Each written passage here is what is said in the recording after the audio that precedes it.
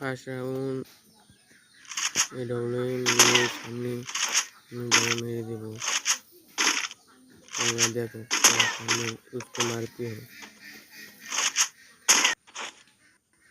অনেক মুভমেন্টের সাথে তার সামনে যাইতেছি, ক্যারেক্টারটা ছেড়ে দিলাম, বেশি লাফালাফি করতেছিল এবং বড়ি শটের সাথে ফার্স্ট রাউন্ড হয়ে গেল। সেকেন্ড